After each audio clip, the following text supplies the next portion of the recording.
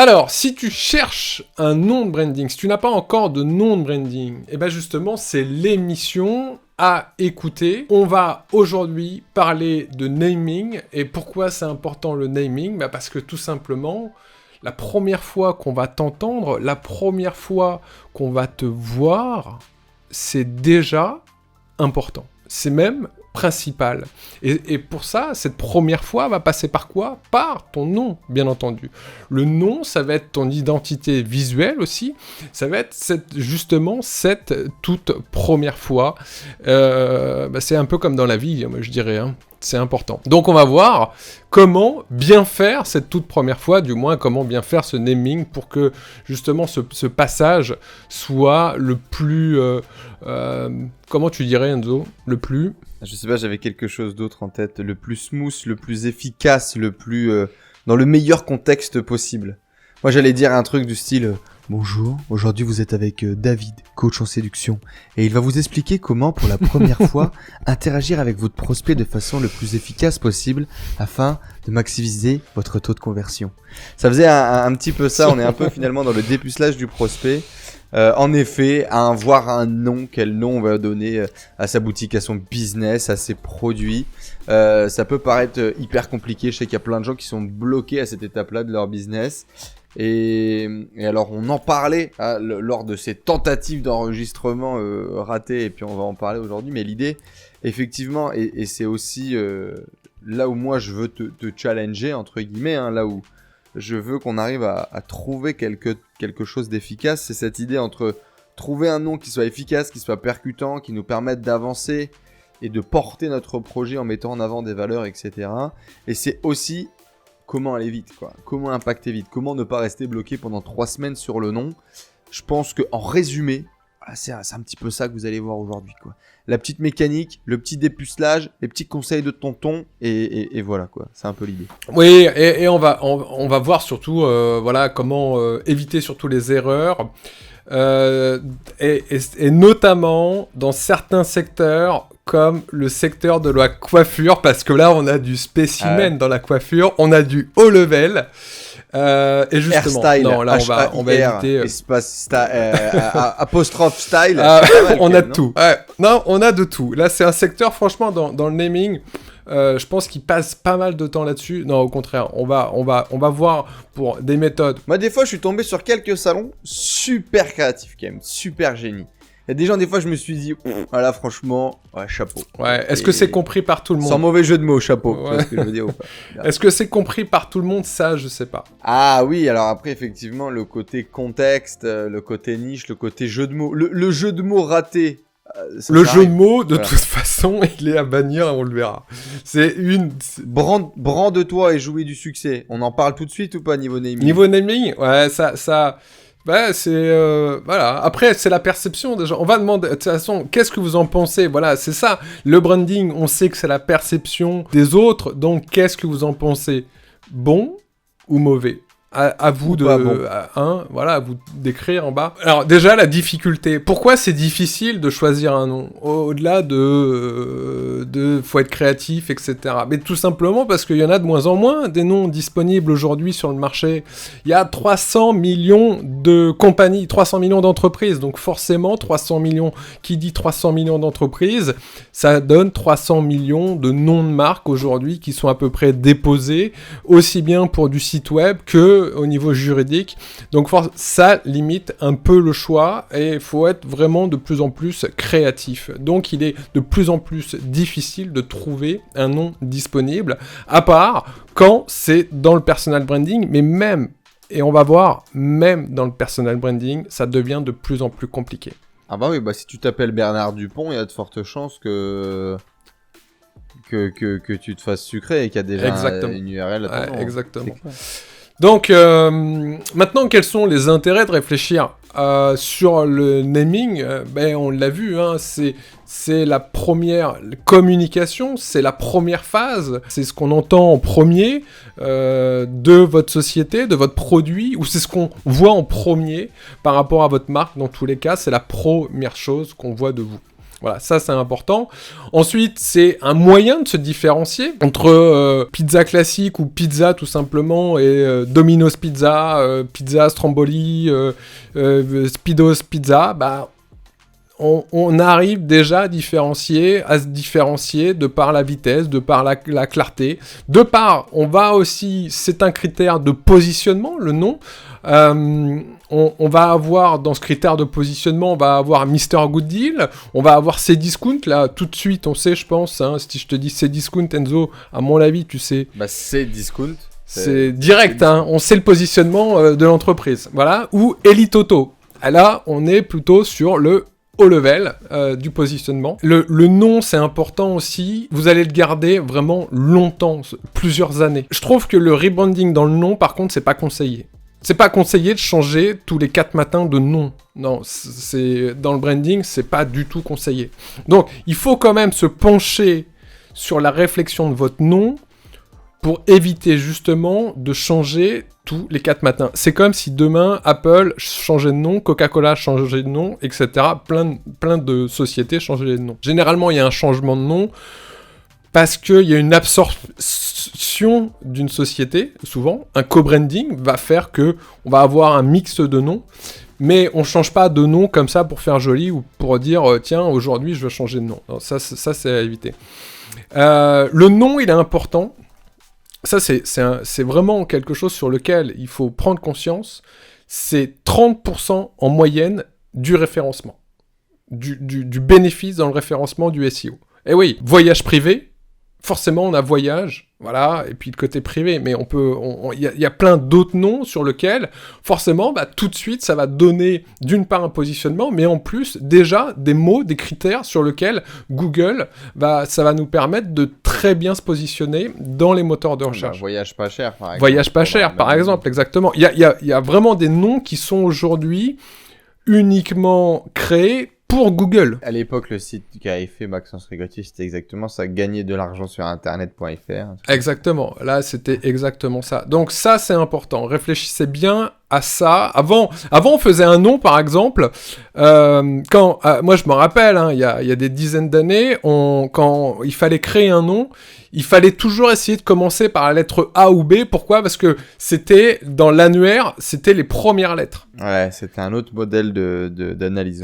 Et donc, c'était un autre modèle d'analyse. Aujourd'hui, pensez au moteur de recherche. Ça, c'est super important. Pour simplifier, en fait, une bonne marque, un bon nom de marque, ça doit être quoi ? Ça doit être déjà simple à comprendre. Si on commence à partir en vrille, à se dire « Attends, mais qu'est-ce qu'il a voulu dire ?» C'est pas bon. Donc, simple à comprendre. Il faut, si vous pouvez inclure un bénéfice dans le nom, comme Elite Auto, Cdiscount, déjà on a un bénéfice. Voilà, Cdiscount, bah, c'est pas cher. Ça, c'est bien. Ensuite, ça doit être court, ça doit être dynamique. Donc là, encore une fois, Cdiscount, c'est court, c'est dynamique. Parce que si c'est... Un mot, 2 mots maximum. C'est ça, quoi. exact. Maximum. Déjà, on dit, en règle générale, c'est 4 syllabes. C'est vraiment 4-5 syllabes. Sinon, parce que faut qu'il soit mémorisable. Donc, pour être mémorisable, faut forcément qu'il soit court. Faut qu'il soit valable plusieurs années.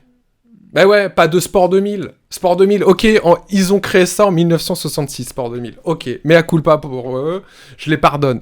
Ah, c'était genre futuriste à l'époque. Mais en 1966, t'imagines que c'était plus que futuriste, en 1966. Mais peut-être que ça a une signification autre que l'année, non ? Ah non, justement, c'est une boulette. Non, là on est ça. dans la bonne boulette.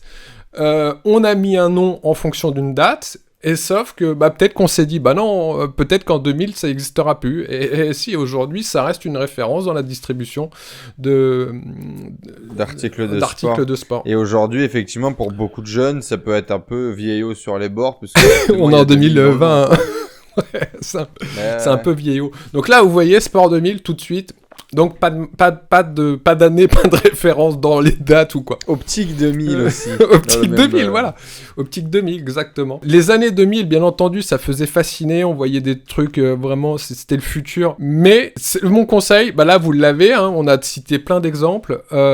Faut éviter. Ça doit être vraiment mémorisable. Ça, c'est la chose. Ça doit être mémorisable, et ça doit être mémorisable au niveau local, régional, national, et si possible, international. Donc voilà un nom de marque, ce qui doit être en gros. Tiens, blind test. Je sais pas pourquoi j'ai dans la tête maintenant après avoir chanté Optique 2000. Alain Felou. C'est du personal branding qui a été créé, c'est vraiment son nom. Afflelou, moi ça me fait penser à. Non, il y a une connexion, il n'y a pas de connexion. Personal branding 100%, et peu importe ce que tu fais, on l'adapte personal au marché. branding 100%, c'est vraiment... D'ailleurs, c'est marrant parce que finalement, il s'est fait virer. Aujourd'hui, il est plus maître de son navire parce que il doit lui rester quelques pourcents, 2 ou 3, et encore, je ne me rappelle plus. Et ce qu'il y a, c'est qu'il est plus maître de son nom. On en est là aujourd'hui. La marque a pris tellement d'importance que il a plus de droit sur son propre nom. Il a plus de droit sur son propre nom, c'est le truc. Donc c'est rigolo ça. Il peut pas faire n'importe quoi, du moins dans le secteur dans lequel il travaille, bien entendu, sur les lunettes.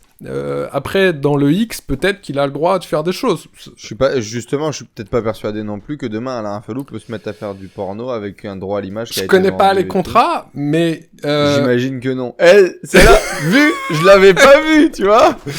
Dans une position un peu étrange. Non, mais en tout cas, il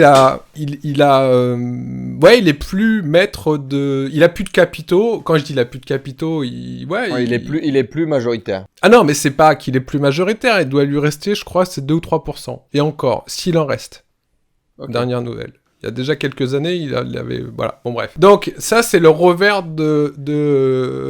j'ai tellement bien travaillé mon personal branding que j'en perds le contrôle. Mais il n'y a pas que...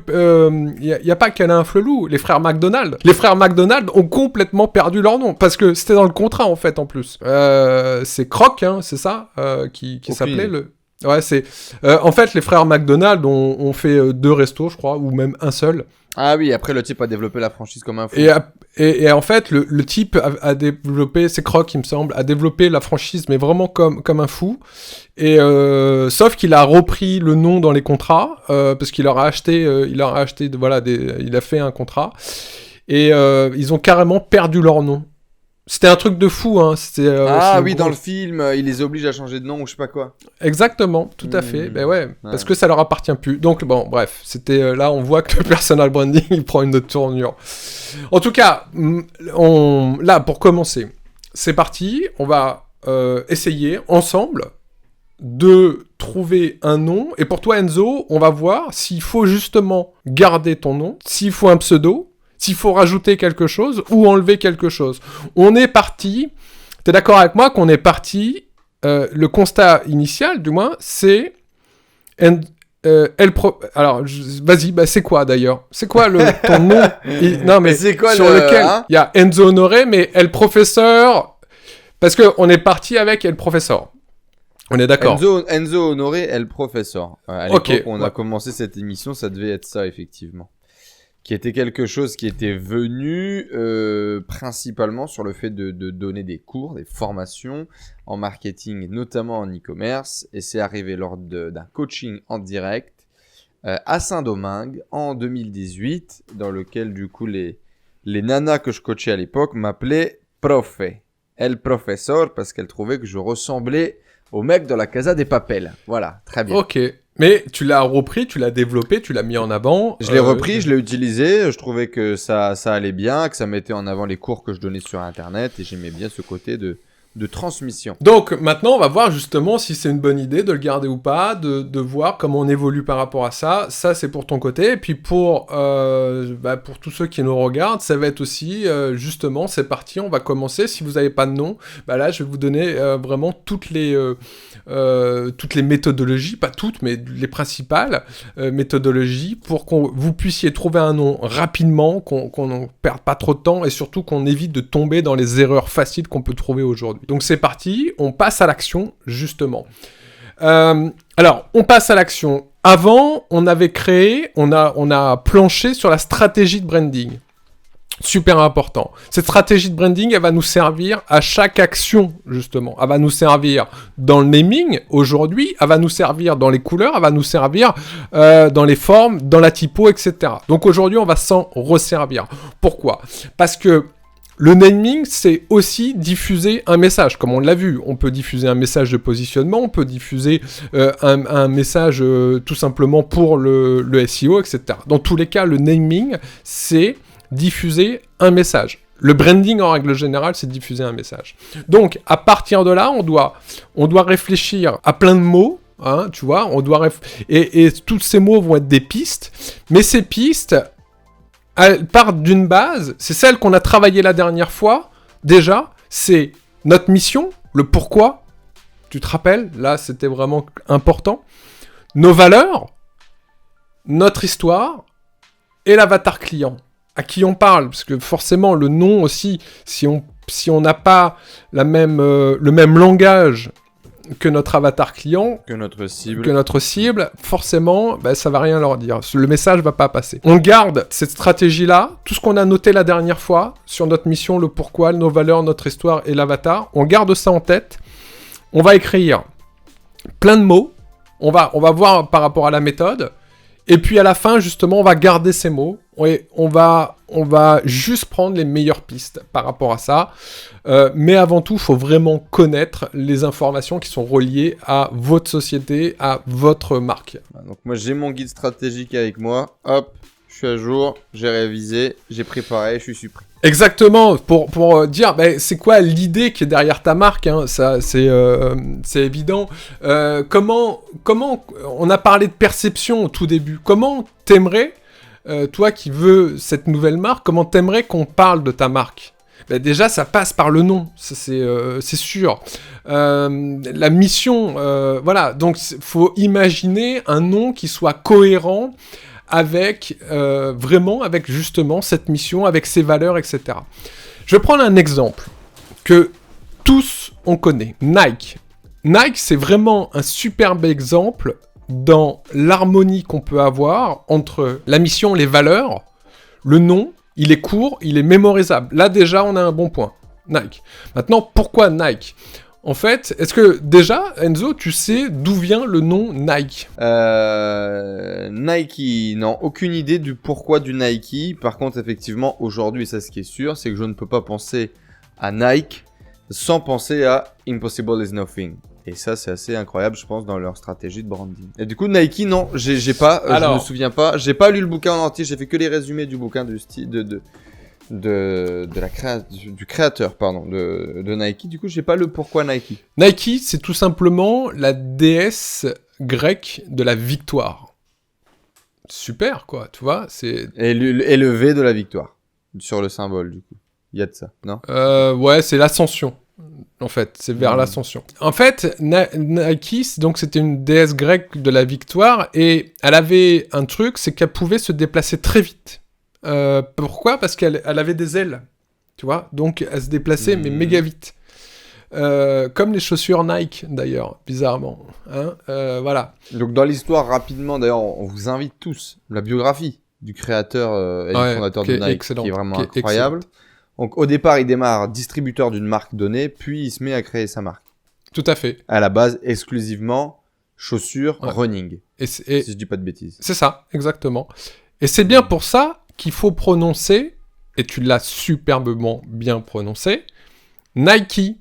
On dit Nike, on dit pas Nike. Ouais, mais bon, en France, je veux dire, tout le monde dit Nike. Hein, et j'ai eu conscience de ça en partant. Mais c'est vrai que on dit Nike. Pourquoi ? Parce que c'est le nom de la déesse. Ça se prononce Nike, voilà. Et donc cette déesse qui se déplace ultra vite. Voilà. Là, on voit, pour revenir juste avant, que l'histoire, les valeurs, la mission correspondent complètement au nom du produit. De la marque. Ouais. Ça, donc, vous voyez, là, c'est hyper important. D'ailleurs, c'est Steve Jobs, c'était quand même, lui, en termes de marketing, là, on est dans le... Pas mauvais, pas mauvais, le gamin. Et je veux dire, il a eu son petit master dans une école de commerce sympa, celui-là. Pour Steve Jobs, Nike était pour lui la meilleure entreprise d'un point de vue marketing et de nom. Voilà. Pourquoi ? Parce que pour lui, la marque a réussi vraiment à nous faire sentir justement la victoire, à nous faire sentir justement le côté sportif, le côté vainqueur, par ces différents sportifs qui portent justement alors je dis ces souliers, mais c'est voilà, ces chaussures quoi. Bah franchement, tu prends la pub de Apple en 80 là, la nana mais c'est au inspiré, JO, tout à etc. qui jette le marteau et tout. Tu mets Nike à la fin, et non pas Apple, ça passe. Hein. C'est ça, exactement. Mais c'est inspiré parce que pour lui, c'était vraiment une référence. Voilà. Donc ça raconte vraiment l'histoire. Donc vous voyez qu'il faut... Même aujourd'hui, effectivement, je trouve que c'est toujours une marque qui est très impressionnante, très à la pointe, très percutante dans son marketing. On en parlait déjà, je crois, la dernière fois. Je te disais, si je dois acheter du matériel pour faire du sport, etc., ça ne peut pas être autre chose que Nike, sauf coup de cœur pour mes dernières pompes parce qu'elles sont un peu fluo, machin et tout ça, que ça m'avait fait marrer. Mais mis à part ça, ce sera systématiquement du Nike. Pourquoi ? Puisque j'ai des tonnes de vidéos dans la tête avec des influenceurs, des gens qui sont handicapés, qui se dépassent, qui montrent l'exemple, etc., qui poussent à un niveau et qui incarnent le Impossible is Nothing tellement bien, quoi. En fait, ils sont toujours là à honorer les athlètes. Les athlètes qui soient handicapés, qui soient de tout athlète, femme, homme, voilà, tout athlète, ils les honorent. Et c'est ça que pour les clients, finalement, c'est ça qui résonne dans les clients. C'est de dire, moi, je veux être comme lui, quoi, comme cet athlète-là, parce que je sais que je peux y arriver. Voilà, il y a une question de mindset. Donc, et la force de Nike, c'est surtout, elle s'est jamais comparée à d'autres, elle s'est jamais comparée à Reebok, elle s'est jamais mis à niveau. Elles ont toujours créé par rapport à leur propre ligue. Elles ont toujours communiqué par rapport à leur propre ligue. Donc, définir le message... Voilà, par exemple, j'ai ça dans mon téléphone que je garde tout le temps. Yesterday, you said tomorrow. Ouais, c'est génial, quoi. Tu te rends compte, il y a juste une phrase. Minimalisme, puissance.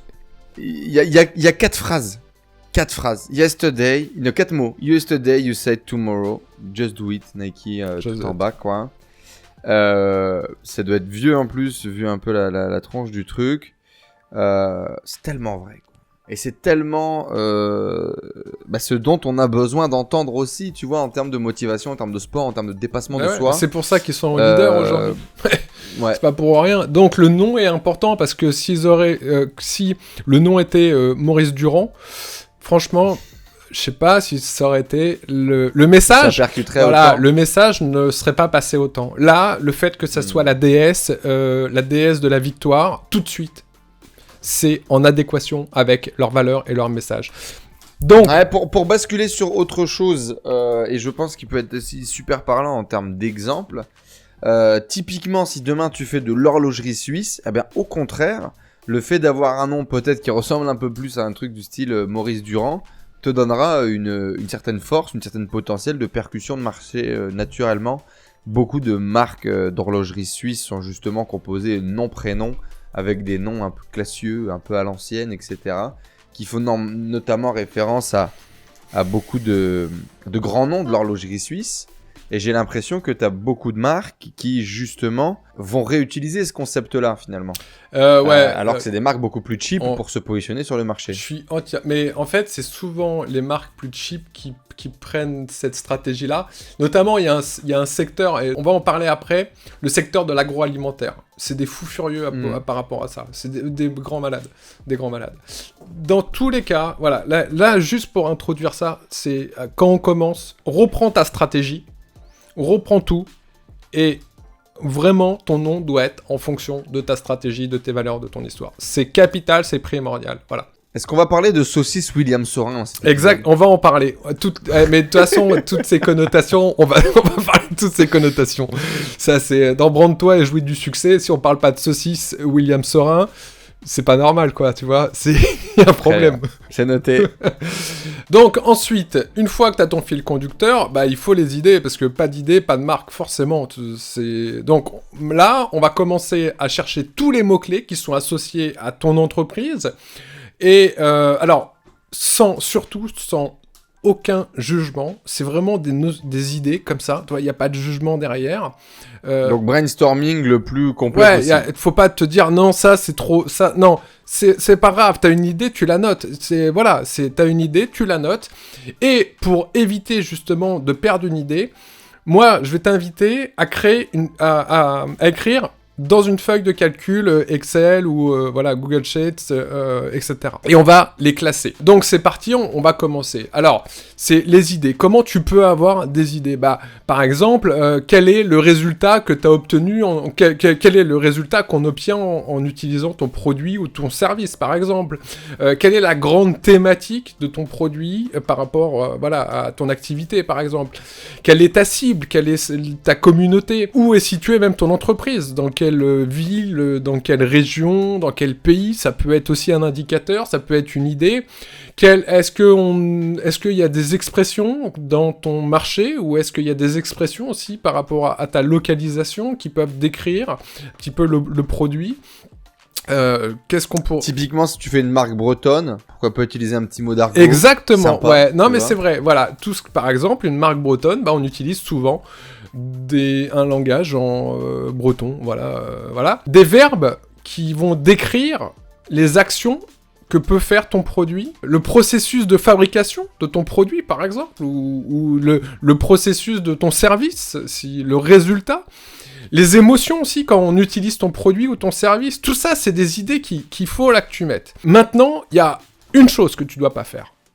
Une seule chose que je veux pas entendre. C'est les jeux de mots. Ça, c'est quelque chose qu'il faut... Petit jeu de mots bannir. à la con. Par sympa, exemple, alors oui, les coiffeurs sont des stars, on en parlait. Revolver, putain, ah là, ouais. Alors celui-là, il vaut pas un clou. Mystère, voilà, il est pas mal. Ah, mais bien évidemment, Mystère, c'est pour un spécialiste pour les hommes. Je sais pas. C'est Mystère et boule de gomme là, pour le coup. Non, faut éviter le jeu de mots. Parce que inconsciemment, t'as quand même cette idée Mystère, surprise, il va me rater quoi. Un peu. De toute façon, faut éviter le jeu de mots, que ça soit dans Revolver, ça fait un peu le coiffeur qui tire plus vite que son ombre, quoi. Tu vois ce que je veux dire ou pas? Ah là, ouais, complètement. Non, et c'est vrai que dans la coiffure, on en voit des vertes et des pas mûres. Hein. C'est putain la vache. Et moi, j'en ai vu quand même des lourdes. Et elles sont pas toutes comprises. Le problème du jeu de mots, c'est que ça soit dans l'activité coiffure ou non. Le jeu de mots, on est dans une notion d'humour, et l'humour n'est pas compris de la même façon, dans la même perception par tous. Déjà, il faut savoir que vous allez être bloqué avec un jeu de mots de par la localisation. Si vous faites un jeu de mots en anglais, tout le monde ne comprend pas l'anglais. Si vous faites un jeu de mots en français, si un jour, imaginez que ça explose, votre business explose, mais vous allez avoir un problème de compréhension de votre jeu de mots. Mais même en sortant de la région, il va y avoir un problème de compréhension de votre jeu de mots. Ouais, par exemple, sur le jeu de mots, effectivement, du côté breton, forcément, ça aura pas le même impact sur un breton qu'un parisien, par exemple. Mais pas du tout, exactement. Après, ça peut avoir un impact, justement, produit de Bretagne. Si tu vends des galettes ou des crêpes, ça peut avoir un côté local, puissant, tradition, ça peut rien avoir du tout.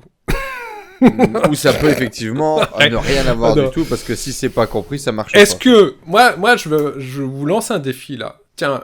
Est-ce que vous pouvez me citer en commentaire une marque hyper connue avec un jeu de mots? Tout simplement, c'est compliqué. Je veux bien, justement, si vous avez des exemples, parce que le jeu de mots, aujourd'hui, il est banni dans toutes les grandes marques de naming, dans toutes les grandes marques de communication. C'est banni, le jeu de mots. Aujourd'hui, on sait que... Ouais, dès qu'il y a un potentiel pile ou face, on le joue pas, non, c'est pas voilà. Même dans les boîtes de copywriting, le jeu de mots est interdit. Parce qu'on sait que de toute façon, ça va faire plouf sur une partie de la cible. Sur une partie de l'audience. De l'audience. Donc, non, voilà. Allez, pour un coiffeur, c'est rigolo. Dans son village... ça peut être rigolo, ok. Ouais, si t'as une portée qui est très limitée. Mais vraiment limitée, quoi. Le problème, c'est qu'aujourd'hui, la portée limitée, moi, je trouve qu'elle est plus si limitée que ça, de par les réseaux sociaux, de par Facebook, etc. On peut tout de suite être sur le devant de la scène. Tout de suite. Pour X raisons que ça soit. Donc, le jeu de mots, on oublie. Par contre, tout ce que je t'ai dit, ça va te donner des pistes. Ça, ta liste de mots, là, tu travailles ta liste de mots, mais faut blinder la liste de mots. Moi, je veux bien partager des marques que j'ai développées pour donner des idées et challenger un peu ce que j'ai fait. Alors, tout n'est pas parfait, c'est évident, mais voir un peu ce que t'en penses, tiens. Ouais. Alors, juste avant, vas-y. La liste de mots, on va la classer. Ah, il fait du teasing et tout. Attendez. Juste avant, la liste de mots, on va la classer. on va la classer par catégorie. Et je vais justement vous dire dans quelle catégorie on va classer ça. Donc, Google Sheets ou Excel, un tableur, vous mettez tous vos mots, il n'y a pas de jugement sur les mots, il n'y a surtout pas de jeu de mots, ça j'en veux pas, et on va classer ça dans des colonnes qui vont être par classe de noms. Et je vais vous dire ça juste après. Je t'écoute, Enzo. Ça me fait penser quand même un peu à la boutique de romans, là, Drôlement Chat ou Vachement Chat ou je sais plus quoi. C'est un pseudo-jeu de mots ou pas du tout? Non, c'est pas un jeu de mots. Non, ça aurait été Vachement Chat, c'est un site sur lequel il y a des vaches et des chats. Ça serait drôle. Non, le jeu de mots, ça aurait été chat alors. Voilà. Par exemple. Ça, c'est pas mal, à la limite, je trouve, sur des niches comme ça. Non, parce on bannit quand même. On bannit quand même. Ouais, non. Faut vraiment autre chose, quoi. Faut vraiment. Et si t'es une entreprise de plomberie et que tu l'appelles Mario quelque chose, c'est vraiment pas drôle. C'est pas un jeu de mots. On joue pas entre des mots. Tu vois, c'est ça. Le jeu de mots, c'est de jouer entre des mots. Après, par contre, de dire. Mais où est le tuyau? Après, que ça soit subjectif. Ou explicatif, et justement on va y venir parce que tout ça justement c'est le mec est chauffagiste, mais oui, il a une entreprise qui s'appelle Au Clair de Lune. C'est vrai. On en parle ou pas? Qui a compris dans les commentaires? Dites-nous ça juste en dessous si vous avez compris. Ça oui, en effet. Mais ça, c'est pas un jeu de mots. Ça pourrait être là, on n'est pas dans le jeu de mots. Non, oui, je comprends. C'est le truc, en gros, qui peut polariser, en fait, le message. Et s'il n'y a pas l'intention de polariser, ça serait une mauvaise manipulation. Ah, mais c'est carrément une mauvaise manipulation. Alors moi, du coup, j'ai quoi? J'ai Poker Denim, qui était, du coup, une marque, un site distributeur d'articles de poker. D'accord? Vêtements, accessoires, et également accessoires de jeu, à la fin. J'ai Poker Gagnant, qui est un site de contenu, d'articles, de vidéos et de vente de formations en ligne sur le poker. J'ai Cosmo Beauté, qui est un site de vente de cosmétiques pour femmes. Voilà. Alors, tu vois... Les 3 petites marques. Justement, dans les noms. Déjà, à chaque fois, pratiquement pour le poker, t'as remis poker. Pourquoi? Certainement pour le SEO. Déjà, je pense. Pour le SEO, pour la polarisation tout de suite du message, etc. Donc on voit que le message, le référencement, tout ce qu'on a dit juste avant, c'est important. Ensuite, tu as ajouté un autre mot pour la notion de... Pour être positif, par exemple gagnant, c'est une notion positive, c'est que... Et c'est aussi pour mettre dans l'état l'audience. Grâce c'est le bénéfice final. Hein. Voilà, c'est le bénéfice. Je vous parlais du bénéfice, justement, qu'il faut intégrer ce bénéfice dans un nom. Là, tu l'avais carrément intégré. Après, Cosmo... Alors, si on reprend la beauté, Cosmo Beauté, il y avait le côté... Beauté céleste. Ouais, exact. Non, mais ça, c'est... Voilà, déjà, tu reprends la beauté... Tu vois, à chaque fois, tu reprends... Oui, il y avait un keyword, je réinvente rien. Ouais, complètement. Ouais, mais c'est déjà une bonne technique. Ça en est une. Et pour aller plus loin, allez... Pour faire des cadeaux. Ah, parce qu'on est là, David va dire « Ah, c'est pas le moment, je t'avais dit de pas en parler, tout ça. » Mais bon, regarde. Par exemple, sur la création de ma boutique de dropshipping Cosmo Beauté, les polices utilisées, les typos utilisés étaient exactement les mêmes que L'Oréal. Le code couleur était le même qu'une autre marque. Et j'ai mixé le tout, et puis voilà, quoi. Très bon, très bon. Pourquoi? Parce que tu fais... biais de cohérence, biais d'affiliation. Biais d'affiliation, biais de cohérence, tout à fait. Dans l'esprit des gens, il y a déjà un code. Exactement. Et moi, je viens pas pour essayer d'imposer mon truc, je viens juste pour être dans le paysage. Voilà. Tout à fait. Maintenant, le seul bémol à ça, dans le branding... c'est qu'on construit pas sur le très long terme... c'est qu'il n'y a pas de différenciation. Voilà, exactement. On n'est pas là pour imposer notre marque. On est juste là pour se positionner, pour prendre une petite part du gâteau. Pour surfer sur la vague. Voilà, on surfe la vague, exactement. Donc, après, quel est l'objectif de ta marque? Ça, c'est très important. Exactement, ouais. Et on revient à la stratégie, encore une fois. Alors, on en était tableur, colonne, voilà. Donc, maintenant, comment t'aider? Parce que il va falloir une centaine ou 150 mots comme ça qu'il va falloir que tu mettes dans ces colonnes. Comment t'aider? 2 outils. Super simple. Le premier, c'est Google. Ça va, il est gratuit, tu vois, celui-là. Et bah, tu vas utiliser les associations de mots dans Google. Tu sais, tu saisis ton mot, et puis Google, lui, va t'ajouter un autre mot, généralement, avec toutes les recherches qu'ont effectuées les utilisateurs. On appelle Ça, l'autocomplétion. L'autocomplétion. Ça, c'est la première chose. Note bien tout ce que Google te donne. Parce que ça provient des utilisateurs. Tout en bas de la page, maintenant, toujours Pour chez faire Google. ça, on pourrait peut-être utiliser l'outil dont je te parlais il y a quelques jours, là. Mais qui justement, s'appelle, justement. Ah. Toi, après, tout en bas de la page, tu vas avoir quoi? Les recherches similaires. Pareil, sur Google. C'est aussi ce que recherchent les utilisateurs. Donc, déjà, dans Google, tu as 2 choses à faire, à prendre. Ensuite, le deuxième outil que je te conseille, c'est Answer the Public. Je vais te mettre l'adresse là, il est là, Enzo te... qui n'a aucun... D'ailleurs, alors, si on doit parler du branding de ce site, ça n'a aucun sens. T'arrives sur un site avec un type, tu sais pas ce qu'il fait là. Qu'est-ce que tu veux? T'es qui? Je te connais pas. Il répond au Alors public. que juste en dessous, il y a effectivement ce qui nous intéresse, c'est-à-dire la langue, le keyword Exactement. et get questions.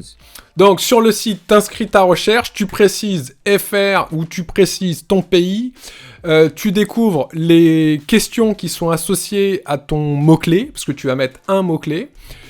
Tu vas checker toutes les prépositions qui seront indiquées en dessous et aussi les listes alphabétiques qui vont être indiquées en dessous. Avec tout ça, là, tu vas avoir déjà des dizaines de mots-clés.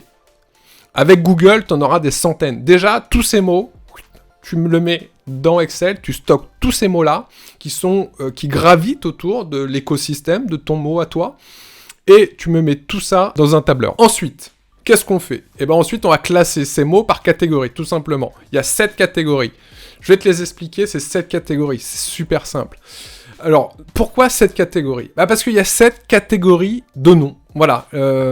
Et les plus grandes compagnies de naming ou de communication, mais il y a vraiment des compagnies de naming qui sont très spécialisées juste dans le nom, et ben elles se servent de ces catégories. C'est vraiment le modèle, c'est ces 7 catégories pour trouver un nom et qui soit surtout approprié au sujet, au produit d'une marque. Voilà. Donc chacune de ces catégories possède des avantages, possède des inconvénients, mais à toi justement de bien classer tes mots par rapport à cette catégorie. Un truc du style adjectif, verbe d'action, des choses comme ça. On va commencer par la première catégorie, l'éponyme. Ça te dit quelque chose? Je suis du genre à avoir séché les cours de français, moi. Je sais pas ce que c'est qu'un éponyme. C'est un mot qui... C'est pas un synonyme, mais... attends. Mais pas du tout. Ne bouge pas. Alors attends, éponyme... Dis Siri, qu'est-ce qu'un éponyme? Dis Siri, qu'est-ce qu'un éponyme? Il galère un peu mon truc. L'éponyme est un terme désignant le fait de donner son nom à quelque chose. Donner son nom à quelque chose. Ouais, c'est les éponymes. Franchement, Siri, il faut que je le désactive. Hein. Ça sert à rien, alors, cet enculé. Première catégorie, donc première colonne que tu veux. L'éponyme, en fait, merci, ça monsieur porte... Eugène Poubelle. Par Eugène exemple, Poubelle a créé la poubelle. Par exemple, c'est tout simplement, faut pas chercher bien loin, l'éponyme, ça porte le nom de son fondateur. Donc, personal branding, frérot. Exactement, hein, là c'était un piège. C'est pas un piège, mais bon, c'est voilà. Sauf que quand tu crées une poubelle, c'est moyennement sympa, quand même. Ouais, c'est... Est-ce que tu peux me citer des marques éponymes? C'est facile. Frigidaire, non, peut-être? Non, mais fais simple. Non. C'est juste une marque qui porte le nom de son créateur. Son créateur. Bah, Alain Velou, on en parlait tout à l'heure. Exactement. Mais sinon, des grosses marques. Vas-y. Des grosses marques. Ouais. L'une des Bah, plus William Saurin, hein, notre cher saucisse. Aussi, ouais, ça marche, ça marche. On en parlait tout à l'heure. Alors, je sais pas s'il y a un mec qui s'appelle William Saurin ou s'ils ont créé ce nom pour ça, mais l'idée à ça, il y a Enzo Honoré, grosse marque. Grosse marque. Grosse brand. Tout ce qui va être les boîtes de production. Si je te dis Walt, ça te parle? Walt Disney, ouais, effectivement, qui a complètement... ouais, aujourd'hui... C'est assez fou d'ailleurs par rapport à ce qu'il a créé derrière. Que ça soit du personal branding, ce truc. Oui, c'est un éponyme. Et voilà. Et le mec, il a quand même créé un parc d'attractions, des films, des trucs, des machins. C'est comme si demain, imaginez que aller chez Disney, tu vois, parce que le parc Walt Disney machin, ça serait aller chez Honoré, tu vois. C'est un peu chelou. C'est un peu, Ouais, c'est ça. Il a tellement donné de puissance à son nom et à ce qui gravite autour avec tout ce qu'il a créé que. Ouais. D'ailleurs, aujourd'hui, c'est plus Walt Disney, c'est Disney. Voilà, c'est la marque. Ouais, Disney. c'est ça, ouais. Pour faire encore plus court, à l'époque, c'était quoi? C'était Walt Disney Pictures. Exactement. C'est parce que c'était juste dédié au monde de l'animation. Aujourd'hui, c'est Disney World. Aujourd'hui, c'est Disney, tellement il y a un écosystème qui est gigantesque. Alors, on va avoir, par exemple, Estée Lauder, on va avoir, on les citait, McDonald's, même si c'est Ray Kroc qui a développé la marque. On va avoir Lindt, le fameux chocolat. Rodolphe Lindt, pour ceux qui savent, et sa fameuse recette. Le cher Rodolphe. Salut à toi. Rodolphe. Salut Rodolphe, avec grand plaisir, frérot. Et je suis sûr qu'il y en a une, je pense qu'il y en a une, je sais pas si tu connais, c'est Adidas. Adidas, ça porte le nom du créateur. Et ouais. Ah bah non. Et ouais, ça porte le nom de son créateur. En fait, ça porte un peu de son prénom, un peu de son nom. Ah, c'est un mix. Ouais, et du coup, est-ce que c'est vraiment un éponyme? Je pourrais plus te le dire. Demande à Siri, parce que je me rappelle plus exactement. Dis Siri, attends. Putain, le con il s'est ouvert en plus. Je voulais rajouter que le terme éponymie, donc l'éponymie, terme désignant le fait de donner un nom, donner son nom à quelque chose. Le terme vient du grec éponymous, attribué comme surnom, composé de étii, qui veut dire sur, et de ovoa, qui correspond au nom. Voilà. Merci beaucoup, c'était la minute étymologique. Voilà. Exact. Mais attends, je crois que ce sera pas la première de l'émission. Alors, le mec, il s'appelait Adolf Dassler. C'est ça, exactement. Voilà, donc on a le Ad et Dassler. Donc on a une partie du prénom, une partie du nom. Mais ça reste un éponyme. Dans tous les cas, donc ça reflète vraiment la vision, ça va refléter les croyances de son créateur, ça c'est sûr. Et en tous les cas, en personal branding, comme tu l'as dit, c'est the solution. Hein. C'est vraiment... En fait, tu prends ton prénom, tu prends ton nom, tu peux accoler ton nom d'activité, donc Enzo Honoré, coach leadership et transformation, par exemple. Ça y est, t'as ton nom. Ça y est, c'est fait, c'est simple, c'est efficace. L'affaire est dans le sac, ça a pris 1 minute, merci. Ça fait 500 balles. Voilà, c'est aussi simple que ça. À bientôt. Par contre, ça peut représenter des inconvénients. On en a parlé juste avant. Il faut bien les prendre, ces inconvénients en considération. C'est lors d'une revente de la marque, lors d'une revente justement de l'entreprise. Mais dans ces cas-là, c'est votre nom. Hein, et ça, on en a parlé. Ça peut freiner sa croissance aussi. Pourquoi je dis ça peut freiner la croissance ? Si, et là, je vais revenir à des choses, à un business beaucoup plus, on va dire, un peu plus petit que Walt Disney. Si un client, par exemple, appelle Enzo Honoré, et là je vais parler un peu plus de personal branding pour Enzo. Si un client appelle Enzo Honoré, sauf que il prend un rendez-vous pour avoir 30 minutes d'appel de découverte. Et là, au bout du téléphone, il a Luc Paul qui va parler marketing. Dans ces cas-là, croyez-moi que le fait d'avoir apposé votre nom, votre éponyme justement sur le nom de la marque, ça va vraiment être un frein. Si votre processus est celui-ci. Par contre, personnellement, moi je vis aussi un peu, c'est relou en fait. Genre dans le nom de mes projets, dans mon dashboard, dans les outils d'édition de projet, etc. Tiens, aujourd'hui on fait quoi ? Aujourd'hui on fait du Enzo Honoré. C'est relou un peu. Forcément. C'est peut-être très personnel, mais c'est relou, cette vision de avoir. Du coup, j'ai renommé ça, tu vois. Genre, on a un projet qui s'appelle EH, tu vois, pour éviter que ça soit mon nom. Non, mais c'est vrai que en personal branding, c'est quand même à 90%, c'est vraiment la solution. Il faut, voilà, c'est à 90%, mais vraiment essayez de voir les inconvénients, les avantages que vous pouvez avoir. Donc, ensuite, on m'a souvent posé la question, est-ce que le pseudonyme, c'est une bonne idée ? Alors oui, c'est une bonne idée, c'est une option qui peut être envisageable. Si t'as un artiste par exemple, et que tu veux pas, si tu commences à être connu, etc., que t'as un artiste, ouais, l'idée c'est de prendre un... On m'a déjà demandé souvent d'ailleurs, pseudonyme. moi, si Enzo c'était pas un pseudo. Tout à fait, mais parce que pour toutes les activités à distance, je parle bien des activités à distance, et pour tous les artistes, ça peut être une solution. Du moment qu'on te voit pas dans l'intimité dans ton écosystème, parce qu'il y a un moment, si on sait que c'est plus lui, toi, quand on a appris que Johnny Hallyday, c'était pas Johnny Hallyday, ça casse la légende. Jean-Philippe Smet. Ah putain, j'en fais ça casse la légende. Là, t'as plus de légende derrière. Donc voilà. Maintenant, alors l'éponyme, tout à l'heure, tu me parlais de William Sorin. La classification éponyme, lorsqu'on recherche un nom dans l'agroalimentaire, tout de suite, on va aller vers la classification éponyme. C'est-à-dire, aujourd'hui, on dit, par exemple, t'as William Sorin. Maintenant, tu vas avoir Justin Bridou.